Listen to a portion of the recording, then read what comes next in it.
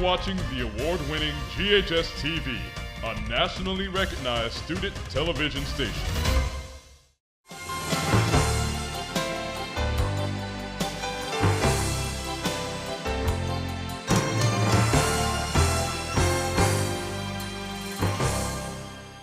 My name is Kelly Bolton. Thank you for tuning in. Today we have the privilege of speaking with a true leader in our community. It's Tammie Ritchey. She's Senior Vice President and Chief Development Officer with Regional One Health Foundation. With over 30 years of experience in philanthropy, Tammie has dedicated her career to transforming healthcare in Memphis and beyond. Her passion for making a difference is evident in her work, using her extensive network of philanthropists and programs to bring about real change and improve lives. Regional One Health was chartered in 1829 and is the oldest hospital in Tennessee. It's also the longest running business in Shelby County. Today, the organization continues to respond to the most critical medical needs in our community with advanced care and support to those who need it the most. Tammie, thank you so much for joining us. Thank you for asking me. So, you know, Regional One is like near and dear to my heart. So I could make this show completely about me and not about you. But I don't go back to 1829. I mean, but I don't go back. But I go back to when y'all were called the Med. Correct. And I have a file folder here of all the things. And you may remember when y'all did this little program on Whitney. That was the March of Dimes, with March of Dimes. And here I did when y'all did the flyer at the Med. Yes, I remember and about angel kisses. So and we did a mailer. It was y'all. Yes, it was unbelievable. So y'all are absolutely near and dear to my heart. I'm not going to make you go through all this, but when we go to lunch after, I'm going to make you look at all this. So that's actually a really thin folder. I thought it would be a lot thicker. Well, there's a whole lot more. Okay. But I just brought this. But I mean, you guys saved my life. Yeah. You saved my daughter's life, and I will forever be grateful. I will forever call it the Med because it was the Med the day I walked in the door. Never had been there in my entire life. Right. And most people haven't. I was in a labor and delivery room, and they said, "Do you want to save this baby?" And I said, "Yes." And they said, "We got an ambulance coming. We're taking you to the Med." And I was in another hospital. Yeah. And they brought me there. And so that's where my journey began. So tell us, I mean, like I said, I could make this the whole show about me and never ask you a question. We could talk about that. Yes. But tell me, who is Regional One? Like, tell me about the hospital. So we have a very long history. Clearly, I mean, we have almost 200 years in this community, and your story is very similar to others. People who find themselves in a life or death, treacherous situation. Regional One Health, formerly the Med, formerly John Gaston Hospital, City of Memphis Hospital. In all of those iterations, we have been the place to take care of the most critically ill and injured members of our community. We do the tough stuff every day. And why do you think that has been? I mean, I know when I went, they said, "We're taking you," it's a level 1 trauma unit that I went to, and they said it was the only one really kind of in the area. It is. And they said, if you want to save your life, this is where you need to go. And, you know, it wasn't the prettiest. Right. It's old buildings. I had an old TV. It didn't even have a remote control. It was old building. Probably it wasn't still the pretty. same TV. It probably have exactly. And the team of doctors and nurses, I will say that I called them. It was like the Green Beret of. I mean, I was no big deal. I mean, I was a big deal to them, but what they were seeing in a trauma, because I was dying and my daughter was dying, but nobody flinched. It was like, we got this. I mean, and it was a well-oiled machine. I had doctors, nurses. It was the most amazing experience in the most traumatic time. And everybody I've talked to. I knew a lady that was paralyzed that went there. I knew a boy that fell off in a four-wheeler. Yes. Everybody's experience is the same. And the story is somewhat similar. I've never been there, but I went there and they saved my life. It's amazing. It is the worst day of your life and other patients' lives, but for the team that's there, this is all they do all day long. And that's what was amazing. Yes, and so you have physicians and nurses and other medical health professionals who, this is the type of work they want to do. This is what they go to school to do. Well, it was so clear because it was not just me. There was the whole emergency area that I was in. It was room after room with people dying and trauma, and they never broke a sweat. No. It was, you know, I thought to myself, I want to be at a place where they've seen this before. Absolutely. You know, Absolutely. And it really was. And I understand y'all got some big projects underway. We do. So tell me about it. So, like your experience, we have done this work for a very long time in this community in very old buildings. The building that you were in was like a 1950s building. Yes, it was. It's like, yes. absolutely it was. The floors were 1950s linoleum. But we have been able to recruit all of these world-class physicians because they want to come to Memphis. They want to make an impact. There's a real need in our community. There are serious healthcare gaps in our community. And the people that we recruit in want to make a difference. They want this type of work. So what we need to do is marry their level of expertise to a new facility.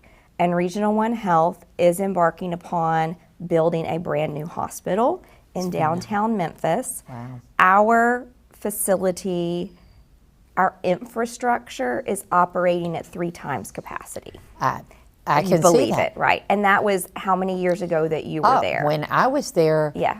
there was, my daughter was in the NICU Yes. where they take care of the smallest babies. And for those people listening, she was a pound 10 ounces when she was born and went down to a pound 4. And they didn't think she was going to live. And I was dying, and it was bad. Those nurses, it was packed. There wasn't an empty bed. Absolutely. I mean, they were willing and they were Yes. borrowing things from other departments back then. Yes. The nurses were, you know, it was understaffed, and they still were doing. It was unbelievable. Yes, we have one of the busiest trauma centers in the country here I at can Regional see One that. Health. It's one of the 3 busiest trauma centers. And it's not because of gunshot wounds. It's mainly because of car accidents, ATV accidents, jet ski accidents, hunting accidents, people just going about their daily lives and something bad happens. Car accident, and then they're being Absolutely. helicoptered in all the time. All the time. Helicoptered in from Bartlett. Yes. I mean, everybody's coming into us, and that particular space in trauma was built to accommodate about 4,000 people. We did 14,000. Oh my word! So Tammie. we are, imagine if you and your family today bought a 1940s or 1950s house. It's not made for the family of today. And Wow. we have got to protect our healthcare infrastructure. This is not a luxury. This is a necessity for our community. Wow. And we have always provided equitable access. We have always taken care of anybody who walks through our doors, regardless of their ability to pay. And we have to continue to do that for our community. Well, I want to keep talking about this. Yeah. I mean, that is, I agree 100%. We're going to need to pause for just a short commercial break, so please stick around. You're watching the award-winning GHS-TV, a nationally recognized student television station. Hello, and welcome to another season of Red Devil Postgame. So GHS-TV tries to model a real working station. I really thought it was cool when I first started studio and all the opportunities that it was able to provide for me. That would be 36 out of 36. It's a rigorous class that demands a lot from students. At times you are going to be thrown into the fire to where you're just going to have to figure it out yourself. Which is really great because then we gain more knowledge. Our teachers will give us how to start, but then we're left to make up the whole entire process. It just seems to me it's not enough space in the beginning. If it's not, let's figure out what we can do. They can be a producer, they can be a director, they can work graphics and learn audio. They can go out and shoot field reports. Akila, back to you. And it's a challenge to throw them into the environment and say, here's a camera, go out and record this interview and some B-roll. But those are the challenges that grow students to do bigger projects. Welcome to Red Devil Newsbeat. In GHS-TV, we have a variety of shows. We have Crosstalk. Hello, and welcome to GHS-TV's award-winning talk show, Crosstalk. We have Insider, which is all about Germantown. Hello and welcome to GHS Insider, the show that's all about the G. Some things that I've learned from this class is that how to work as a team. We learn how to communicate better with people. Something I'll take with me from in the future is their slogan, check, double check, and check again. There's so many different things you can do here. I would say take risks. Push yourself further than you think you can go, and we will help guide you there. Go Red Devils! For more information about the Kappa program, visit ghskappa.com or call 755-7775.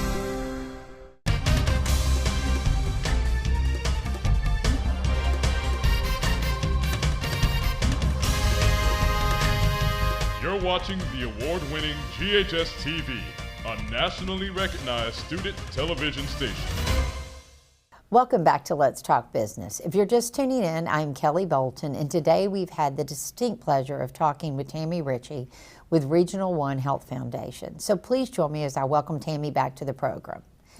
Tammie, we were talking about why this is so needed in our community, and speaking from my experience, 25 years ago, you needed more space, and but the doctors and nurses managed it. I mean, they do. But oh my word, you needed it then. I can't imagine how much you need it now. You said it's built to serve 4,000. You did 14,000. Just in the trauma center. That's just the trauma center. Oh wow. Okay, yeah, that's so not the entire system. That's pretty just amazing. the trauma center. And then the neonatal intensive care unit where Whitney was.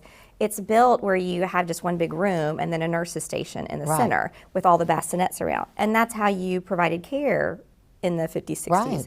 Well, now I have moms who want a nurse. Right. I don't have a room for them. There's no space for parents to stay with their very sick babies. We need private rooms for each baby and mom. And that's what a new facility will allow us to do. We've looked at renovating the current structure. That number came back at almost $1 billion. Renovate? To renovate the existing structures because they're so old. Well, would you keep the existing structure? No, we would. The actual existing structures are owned by Shelby County, the buildings. Okay. So it's our hope that once we are fully moved into a new building, that the old buildings would come down and then the county would be able to make way for something else to go in that space. Maybe it would be more room for educating doctors. Absolutely, more for UT. because it's right next to UT. Yeah, that's what I was wondering. So, how do you think, I have my opinion, but how do you think this is going to benefit the Memphis community? In multiple ways. Right. First of all, just with the patients that we see, being able to have, like that mom, a very dignified experience, being able to heal and recover with her baby. Certainly addressing some of the healthcare gaps. We have horrible outcomes for cancer in this community. We have spun up a very robust oncology program, and we're seeing great advances in that.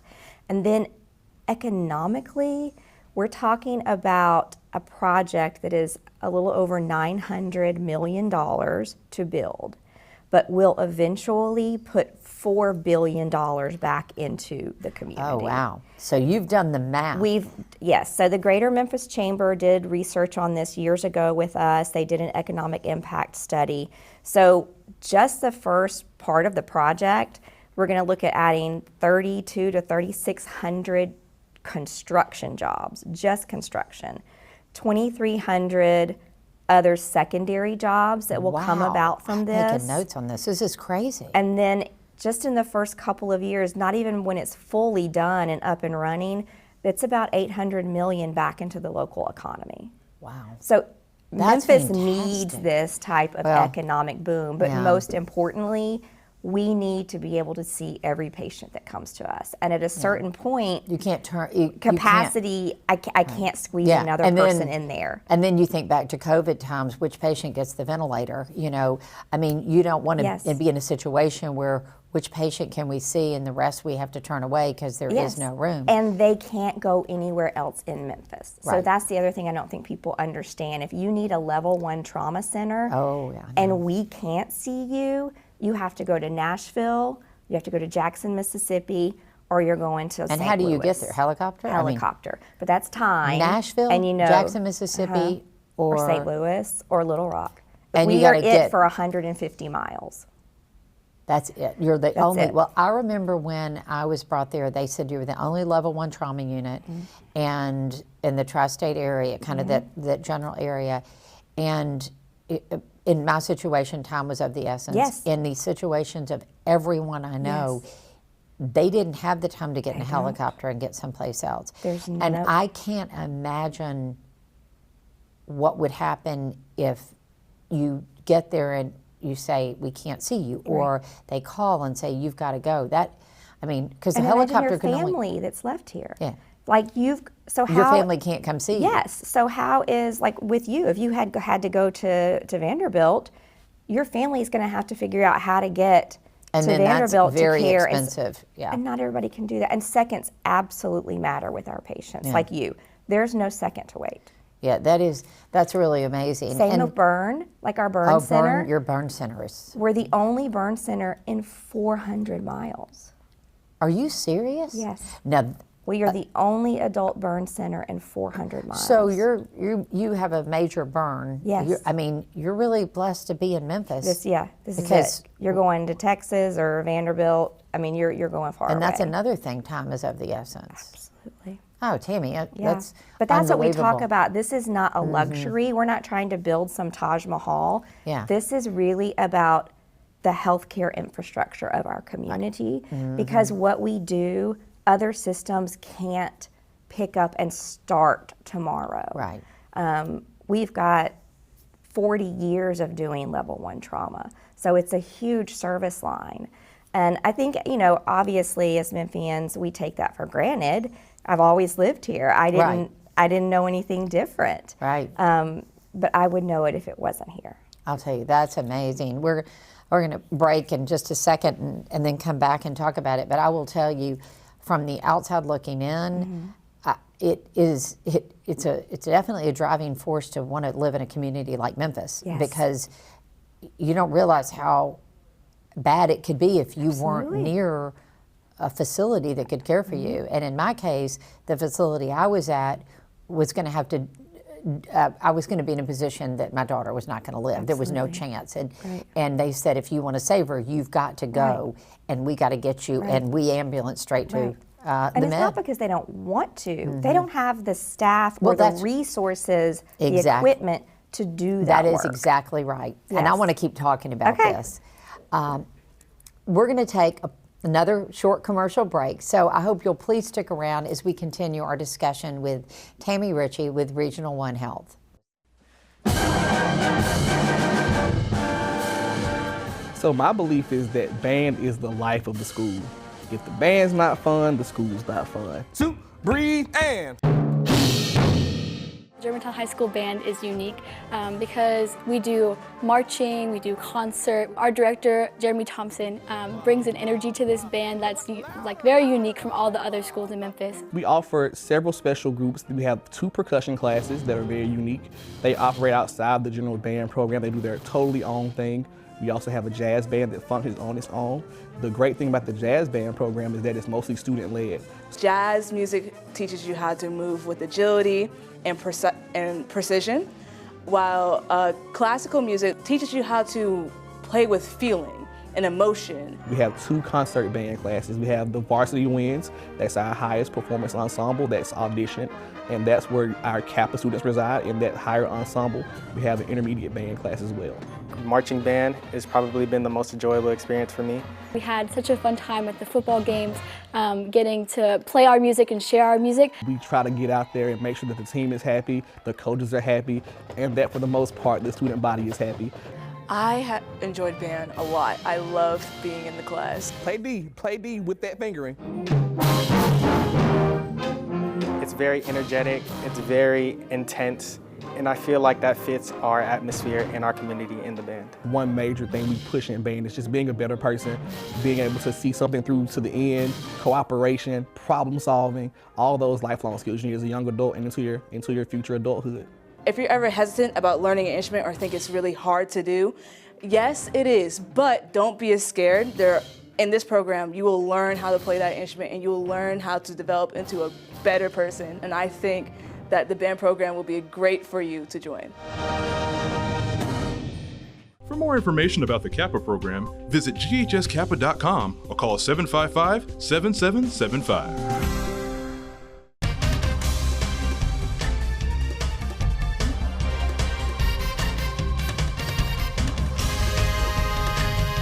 You're watching the award-winning GHS-TV, a nationally recognized student television station.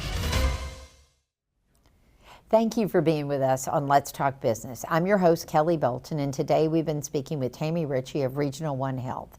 We'd like to wrap up our conversation by discussing the tremendous impact Regional One Health has on our community and how you can get involved as well. Tammie, thank you so much. Yeah, I mean, thank you. I've like, loved it. this is my favorite conversation, as you know. It's like, you know, somebody saving your life, it's a pretty big deal. So I wish we had like, you know, a 3-hour show and we could just keep going. But I mean, obviously this project is expensive. Yeah, We've discussed it is extremely needed. You hope you never need it. Absolutely. I mean, I didn't think I would ever need it. Nobody hope ever I does. never need it again. I hope Yep. I never have to walk through those doors. I don't want a friend, Agreed. family, or anybody. We'd but love to be put out of business Yes, that way. We would love to have exactly. no more car accidents, no more premature babies. We would love that. I would just, No that's more what I'm saying. cancer. I hope I never go down there. But I promise you, I need you to be there when I need Yeah. you, because I am coming. And Yes. so $900 million, that's a lot of money. It's a fortune. So where are you going to get it? Where's it coming from? So we are very fortunate that Mayor Lee Harris and the County Commission also recognized the need to support the community's healthcare infrastructure.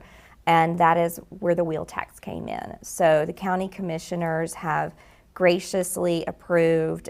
It will end up being about $500 million that will go toward the project from the wheel tax. The foundation is doing a very large comprehensive campaign, raising $250 million for this project. And I also just know from my own history as a fundraiser that once the building starts going up, it starts to attract more and more donors. Right. We also, there's a way that we can carve out the power plant that we'll be building, and that'll take about $150 million out of the cost, because a third party will build it and run it. Yeah, so they'll build it and run it, and then we just lease the power back from them. Yeah, I was doing the so math. That gets us, I know you city's are. giving you $500 million. I know you're doing Do that for a living. City's giving you $500. You need to raise $250, and then they'll have that, $150. they'll come off of Very the books. good. Yes. So we got to get you $250 million. Yes, that's what we're working on right now. Yes. That's your role is fundraising. That is. So tell me, how can people give, and what can they do, and how do they get the story out? Well, the first thing is for people to stay up to date and educated on the project. I am happy to take anybody that wants to on a tour through the building to show them what we are currently working within. We take donations all the time online. And the other thing I'd like to ask audience members is if they are part of, whether it's their company or a neighborhood association or any type of social group, and they would like us to come and talk about this project, I would love to do that. That's a great idea. So just getting the word out there so that the community at large, all of Shelby County, knows what we are working on. And we are we're working on it. So the parcels have been bought, there's a fence around the property, the architects have been hired, the engineers, the contractors. And that's another thing that's really important about this project, is that we have hired national, large firms that do healthcare buildings. They do mega. They know what they're doing. They do mega healthcare structures.